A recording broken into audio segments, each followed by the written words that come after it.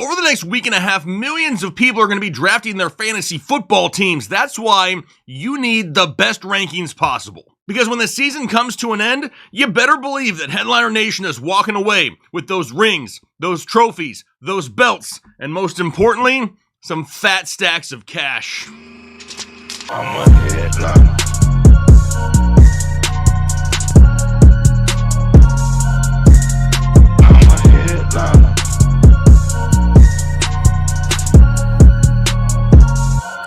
What is going on, Headliner Nation? Today we're going to be talking about our top 50 players for fantasy football in 2024, and I know a lot of people are looking forward to some rankings because so many people are drafting their team here over the next couple of days. Now, we're not going to be talking about any quarterbacks in today's show. I think at this point, everyone knows that Josh Allen, Patrick Mahomes, Jalen Hurts, CJ Stroud, and Lamar Jackson, they're the top 5 quarterbacks for everyone on earth. But you've also heard me say over this offseason that I do not want to spend a pick on a quarterback in the first 4 rounds if I don't have to. Now, I'm hoping that one of these guys falls to the 5th. If it doesn't happen, oh well, I'll just take Jordan Love or Brock Purdy or somebody a little bit later. But let's go ahead and get right into it. If the thought of last-minute rankings gets you more excited than that feeling on draft day, when you're watching league mates draft an absolute crappy team, do me a favor and hit the like button right now. If this video can get over 2,000 likes, I'm gonna give a random commenter down below a free 2024 draft guide. Now, if the random winner we select has already purchased a draft guide,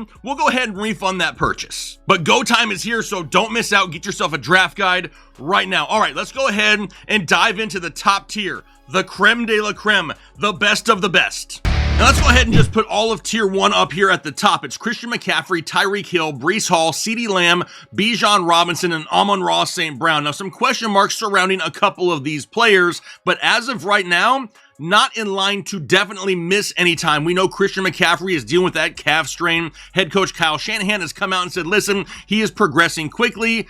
It's looking like he should be good to go to start the season. If at the time of your draft, though, you do not have any more up-to-date information, or maybe you just have an uneasy feeling, go ahead and pass on him. The other guys in this tier are still elite-level players. It really comes down to how much risk do you want to take in your fantasy football team, because everyone knows if Christian McCaffrey plays, he's basically a walking 20 bomb every single week. Right after him, it's Tyreek Hill in an offense that we know is going to put up a ton of points, back-to-back years of 1,700 plus receiving yards. And then Breece Hall, an upgraded offensive line, an upgraded offense overall with Aaron Rodgers coming back. Defenses are going to have to pay attention to the passing game, which means Breece Hall is probably going to see the biggest lanes he's ever seen to run through in the NFL. And then it's CeeDee Lamb. A lot of things surrounding CeeDee Lamb and his contract situation. Do I think that CeeDee Lamb sits out this season? No. Dallas needs to pay CeeDee Lamb. At this point, they're starting to fall behind in the division. And really, when you look at the Cowboys, it sure doesn't look like they're going all in on anything. Literally, their number 2 wide receiver right now may be Jalen Tolbert, and you know he ain't out there making that fat stack of cash, so CeeDee Lamb, I gotta think, is gonna be on the field all year long. Then it comes to Bijan Robinson. Now, the biggest issue with Bijan last year was not Bijan, it was Arthur Smith, and he's gone. He's now in Pittsburgh, so Bijan Robinson should be unleashed in Atlanta. An overall better offense as well, with a new quarterback in Kirk Cousins. Now, I'm gonna be honest, the only reason I don't have Bijan above Breece Hall is Tyler Algier is still a capable running back. Now, his role is not going to be huge, but he's still going to take away a few touches each and every week. But obviously not enough for me to not have Bijan up here in the top tier. And then I also had to include Amon-Ra St. Brown. In my opinion, the safest first-round pick at the wide receiver position, and it may not even be that close. The guy continues to get better year after year. The Lions are a top 5 NFL offense year after year. And what has really changed in Detroit to make us think that it's not going to happen again this year? The answer is not a whole lot. Amon-Ra St. Brown, once again, is going to be a guy that you can put in your lineup each and every week and bank on the fact that he's going to get you at least 10 fantasy points. It's big plays, it's touchdowns, it's volume, it's the whole package. But all right, we've made it through 1 tier now, and if you haven't subscribed yet, your fantasy football team is going to start the season 0-2, and that would just plain suck. It's simple. You subscribe right now, and I promise to drop hip-thrusting bangers every single week of the season. Plus, I get to keep my job, which is a plus, so thanks in advance. But okay, let's go ahead and dive in to tier 2. Now, tier 2 is where we have the likes of Ja'Marr Chase, Justin Jefferson, Jonathan Taylor, Derrick Henry, Garrett Wilson, Saquon Barkley, Jahmyr Gibbs, Travis Etienne, and Kyren Williams. I know a lot of people are looking at Ja'Marr Chase as another one of those contract situations. Is he going to get paid? Is he going to be on the field? He's got to be at this point. We know that T. Higgins is going to walk after this season. Ja'Marr Chase is a part of the future plans of the Cincinnati Bengals. Having him with Burrow is going to be their plan long term. After that, we got Justin Jefferson. A lot of people worried about Justin Jefferson because his quarterback is now going to be Sam Darnold, and he isn't exactly Joe Montana out there. But you gotta remember, we saw Justin Jefferson the end of 2023 with no Kirk Cousins, and he was putting up numbers with Nick Mullins. Justin Jefferson is definitely one of those wide receivers that's a little bit quarterback proof. Now, is his ceiling maybe what it was a couple years ago?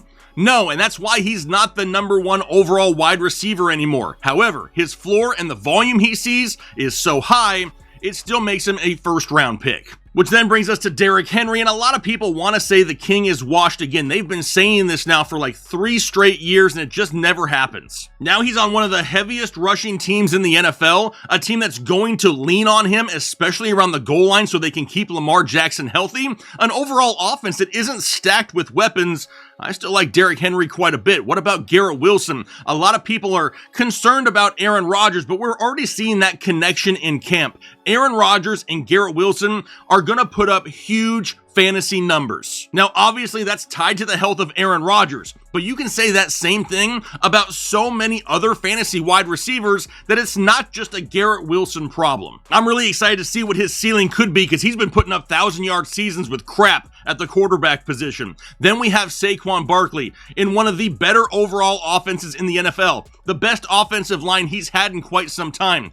3 receiving options now to really pull defenders outside of the box. Saquon Barkley had absolutely feast this year. Then we got Jahmyr Gibbs, a little bit banged up, but he should be good to go to start the season. He really didn't get a role until halfway through 2023 and put on a show. Now he gets a full season of it. The dude's ceiling is something we haven't even seen yet. Travis Etienne in Jacksonville, another offense that's going to rely on their running back. Travis Etienne may not be the most efficient running back, but he backs it up with volume. Now in an offense with a healthy Christian Kirk, we got Gabe Davis, new rookie Brian Thomas Jr. There's going to be some touchdown opportunities once again, and that's why Travis Etienne is right here, followed by Kyren Williams of the Los Angeles Rams. Now, a lot of people are putting a lot of eggs in the basket of Kyren Williams based off of what they saw last year. But we've never seen Kyren Williams play a full NFL season, and now they've drafted basically his clone, Blake Corum. Now, in no way am I saying that Kyren Williams is going to be some type of bust or he's not going to have a great season.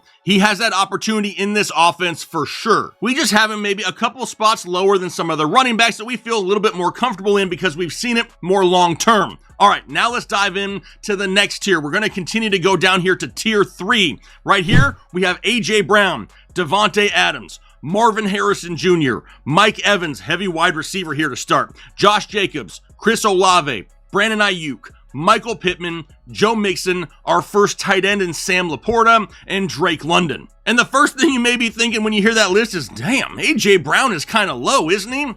We really don't think so this year. This Philadelphia offense is absolutely stacked. They just added Jahan Dotson as their number 3 wide receiver. We know about Devontae Smith and Dallas Goedert. They brought in Saquon Barkley. We know Jalen Hurts scores a ton of rushing touchdowns himself.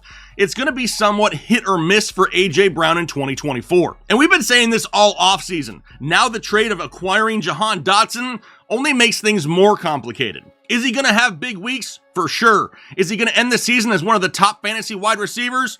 For sure. But the production is going to be up and down. For Davante Adams, we definitely expect a lot of volume going the way of Davante Adams. Sure, they have guys like Jacoby Myers, a new tight end there in Brock Bowers, Trey Tucker in the slot, but Davante Adams, with now what we know is Gardner Minshew as the starting quarterback, is going to see so much volume he needs to be this high. We really saw Gardner Minshew lock onto his number 1 guy in Indianapolis last year with Michael Pittman. Expect the same this year with Davante Adams. Then we have the stud rookie rookie Marvin Harrison Jr. in Arizona. The clear number one option in this passing offense. Sure, we like Trey McBride. We like Michael Wilson. We like Greg Dortch, big Dortch energy, but Marvin Harrison Jr. is the big play guy in this offense. He's going to be the guy scoring the touchdowns in the passing game in this offense, and I believe Arizona is going to be trailing a lot in 2024, having to play catch up, which means more passing volume. Then we got Mike Evans. What has changed in Tampa Bay that's going to be enough of a change to where Mike Evans isn't going to go out once again and get 1,000 yards and 10 touchdowns? Everyone wants to bring up the change at offensive coordinator now that Dave Canellis is gone in Carolina.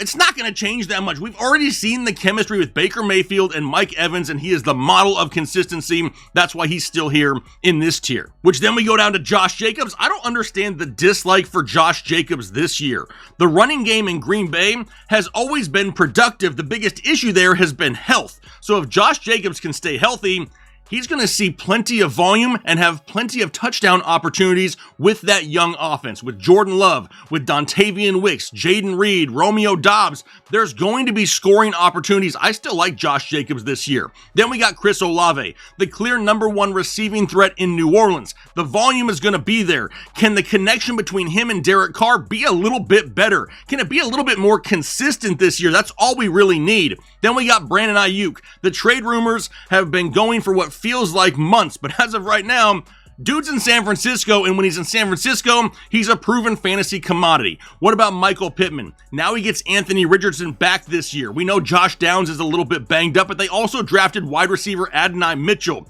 Michael Pittman may not have the ceiling that we've seen the past year or two, but still a super safe, consistent wide receiver. Then we got Joe Mixon, now in Houston, and I absolutely love myself some Joe Mixon this year in arguably one of the best NFL offenses in 2024. The trio of wide receivers, the upgraded offensive line, the touchdown opportunities that are going to be there for Joe Mixon, love it. Then we got Sam Laporta, the number 2 option in the passing offense of Detroit. We already talked about Amon-Ra St. Brown a little bit ago. Sam Laporta is going to be the number 2 in that offense, and he showed last year that as a rookie tight end, he could still finish as the top tight end in fantasy. That's why he's here in this tier as well, which then only leaves us Drake London to finish out this tier, and honestly, I think Drake London has a career year. Does he have a top 10 fantasy year?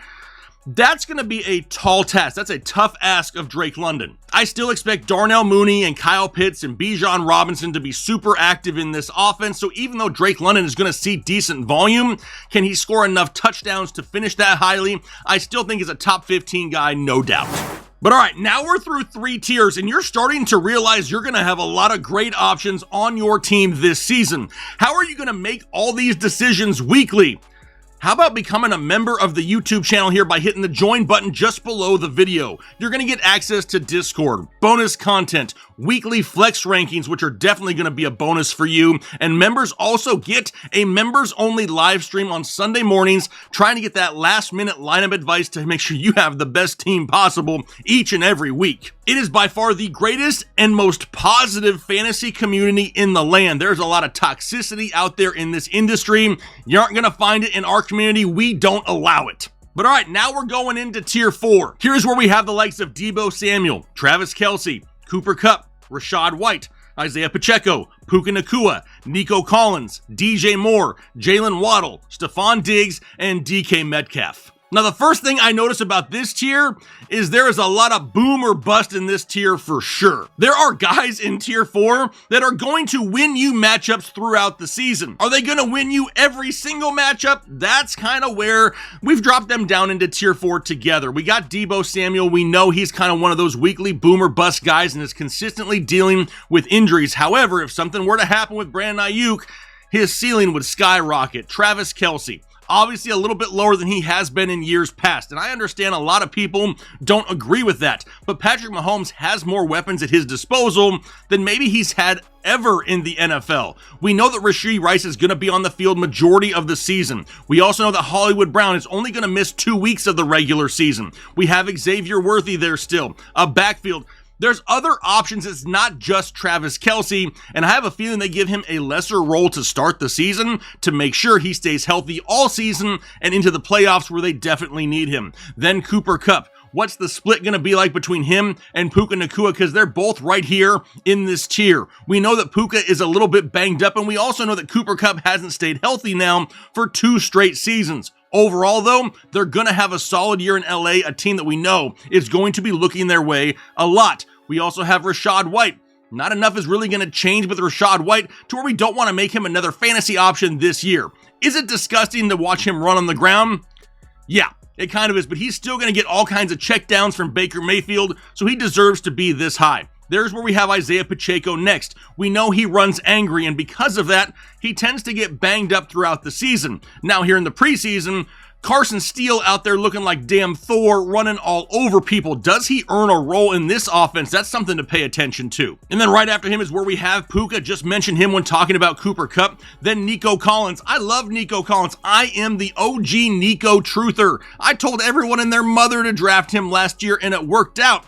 I gotta drop him down this year. Yes, I know he got paid, but they brought in Stefon Diggs, and not to just look at him out there on the field. He's going to get targets, but more importantly than that, Tank Dell is also back and healthy as well. A 3-way split in targets is not ideal for wide receivers in fantasy football. Then we go to Jalen Waddle. A lot of people are down on Jalen Waddle this year because of the season he had last year, when in reality, the biggest issue he had last year was just staying on the field. Still a 1,000-yard wide receiver and one of the best offenses in football. Here we have Stefon Diggs. We talked about Nico Collins. Stefon Diggs is going to suffer from the exact same thing. Sure, he's disappeared at times in Buffalo in years past. Is he washed?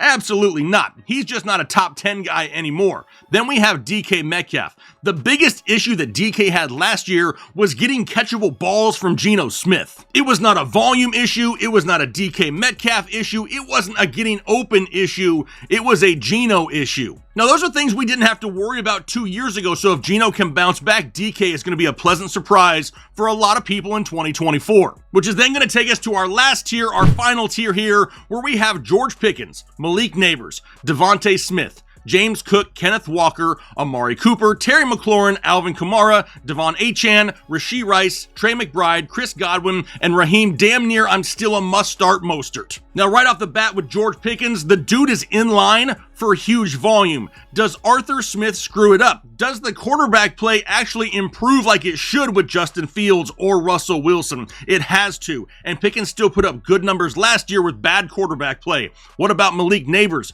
Talking about bad quarterback play, I've been talking all offseason how people are overhyping Malik Nabers, but not because it's a Nabers issue, it's because Daniel Jones blows. Earlier in the offseason, Daniel Jones had all kinds of people out there on social media defending him that he was going to bounce back and this is what he needed.